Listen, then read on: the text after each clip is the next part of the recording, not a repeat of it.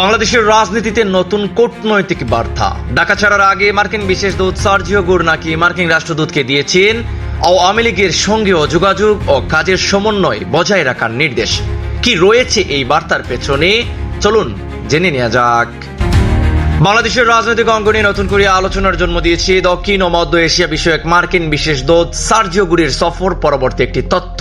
কূটনৈতিক সূত্রে বরাতে দিয়ে জানা গেছে, 3 দিনের ঢাকা সফর শেষে দেশ ছাড়ার আগে মার্কিন দূতাবাসের কর্মকর্তাদের সঙ্গে এক সমাপনী বৈঠকে সার্জিও গুর বাংলাদেশের সামগ্রিক রাজনৈতিক পরিস্থিতি নিয়ে আলোচনা করেন।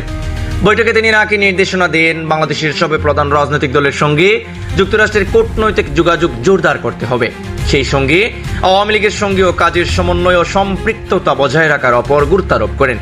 বৈঠকে সার্জিও গুরের বক্তব্য অনুযায়ী বাংলাদেশের দীর্ঘমেয়াদী রাজনৈতিক স্থিতিশীলতা এবং ভূ রাজনৈতিক বাস্তবতা বিবেচনায় এসব গুরুত্বপূর্ণ রাজনৈতিক পক্ষের সঙ্গে কূটনৈতিক যোগাযোগ অব্যাহত রাখা প্রয়োজন।